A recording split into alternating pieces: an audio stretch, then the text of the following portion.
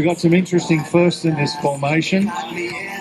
The wolf pits, the yellow one, is the first wolf pits that was manufactured. The one next to it, the S111, is the first of the S111s. And in the second pair, the baby wolf, I'll call it, the red one, is the first of the modified wolf pits, baby wolf aircraft with a smaller engine. We just had the opposition pass.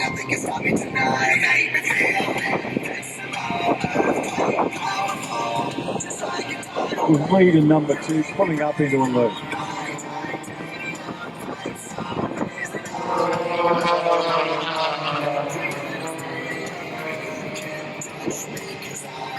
Aircraft are going to rejoin and go into echelon. It's just a fancy term for a line.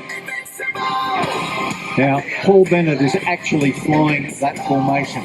The other guys are just sticking with him. They have identification positions on the aircraft to their left that they become familiar with, and they stick in a specific spot.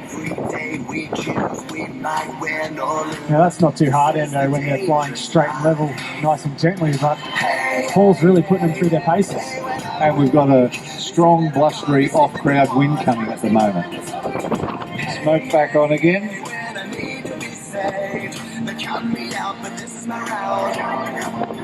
Pulling up into a 4-ship loop. Just look how close those aircraft are together, bouncing around up there in the turbulence. Easy to do in smooth air, but not really easy to do today. I've seen these guys after a blustery day performance, and they are sweaty and very tired after one of their shows. Pulling up now into a wing over.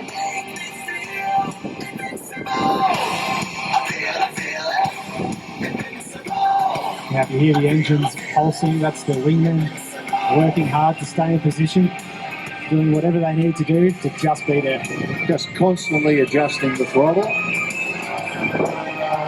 Paul will be talking throughout the display, giving the cues to the pilots or the other wingmen, just to help them stay in position. Very nice barrel roll there, so describing what it'd be like to fly the aircraft around on the inside of a barrel. Back into another wing over.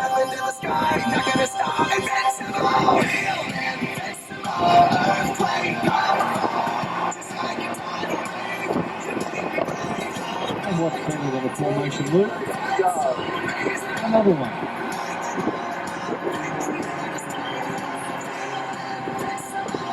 In fact, 3. This doesn't become easier as they progress through the different number of loops. It actually becomes slightly harder. There's the aircraft gets slower.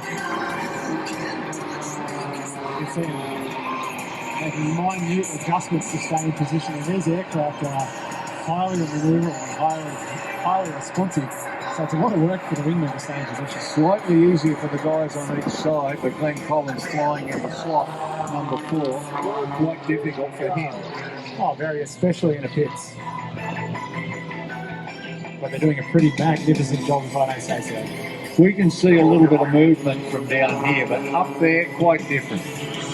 Glenn now departing from that 3-ship formation.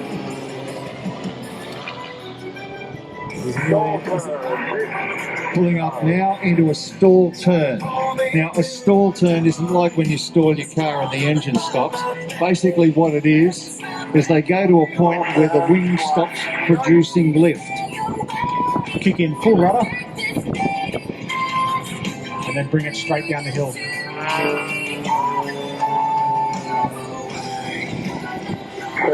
Now pulling into a mirror formation, and that's a real mirror formation. It's not like offset like some people do, with Paul basically threading the needle. You look at the front. So pull up to the vertical, amazing. Now he's going to pull up into an avalanche or a series of snap rolls. So this is as close to barnstorming as you get these days, a highly coordinated aerial routine from Paul Bennett and the Sky Aces.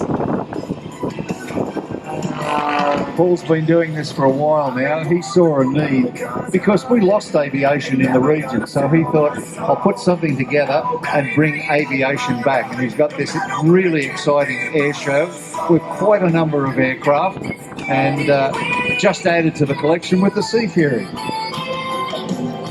Where's Big Go? Now keep an eye on the 3 aircraft. Get ready with your cameras for the Sky Aces split. Sorry, where's the under 10? Very good. Nice go.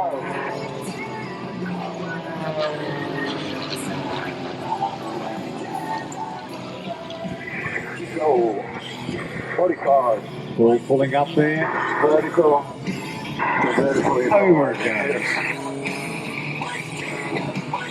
We'll do a double hammer. After all.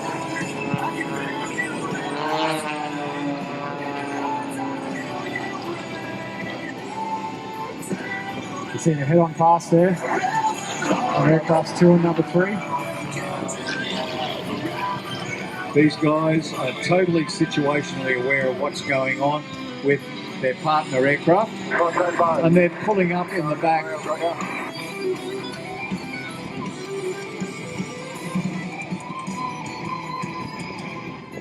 Below the height of the windsock. That is amazing. Paul pulling up in a series of torque rolls.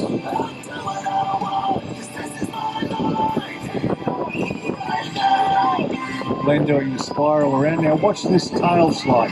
That aircraft is coming down backwards and rolling at exactly the same time. This is the best tail slide that you will ever see.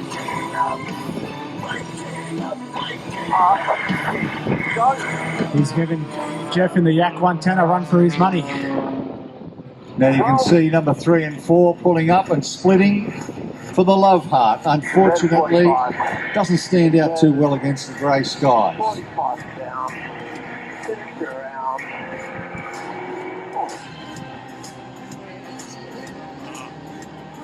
Numbers 1 and 2 entering a tail chase, while 3 and 4 pick out where they are and will come in and rejoin.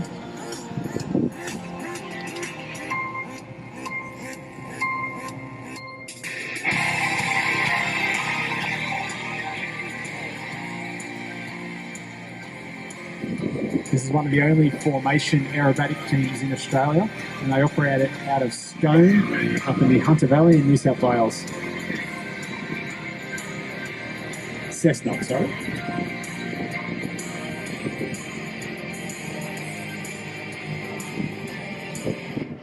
From echelon into box into what Paul calls the Concorde. And Paul will go inverted.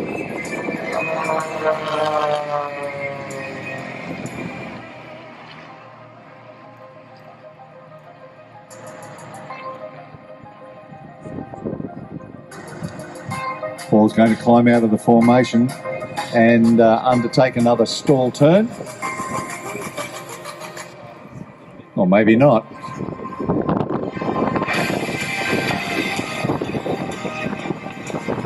Coming in for his knife edge pass. You see the aircraft 2, 3 and 4 performing stall turns out to the right as Paul comes for his knife edge pass. Get your cameras ready, ladies and gentlemen. This is very difficult to do, especially with that blustery wind.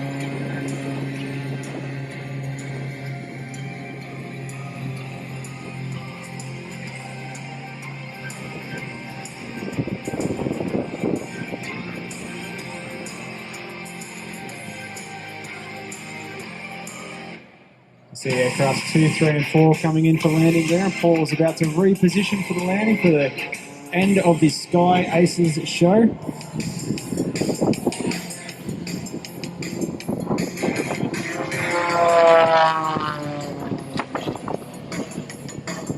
He's an unlimited aerobatic pilot. The whole Sky Aces are unlimited aerobatics. That means they can do tricks down to 0 feet. call up there is the freestyle champion aerobatics in Australia at the present time. Glenn Graham is the unlimited aerobatics champion. So we've got a lot of experience out there. Now you can see the aircraft coming in and side slipping to land. The reason for that is the aircraft is picking up quite a lot of momentum, but it doesn't have any flaps to help it. So what it's doing is a form of aerodynamic braking. And that is the steepest approach I've ever seen in my life. Paul's idea of your standard circuit is vertical. Yeah, he has a lot of control in that Wolf Pitts Pro. Now, ladies and gentlemen, if you didn't hear before, unfortunately, due to severe weather in Newcastle, where the F-35 is based, it's had to cancel today, even though it's looking a little bit better here. The weather in Newcastle really isn't suitable for flying, so with such an important aviation asset, such as an F-35, we've got to be pretty careful with it. So if you couldn't make it down today, we'll hope for the best tomorrow. Yak 55s and basically bolted them together because why not? This thing's only purpose is fun, and it's capable of some truly incredible aerobatics because of all of the asymmetric thrust. But Jeff will be able to tell you all about that live from the cockpit. Here now, ladies and gentlemen, with truly the greatest show, is Jeff Bourbon and the Pacific Air Show Yak 110.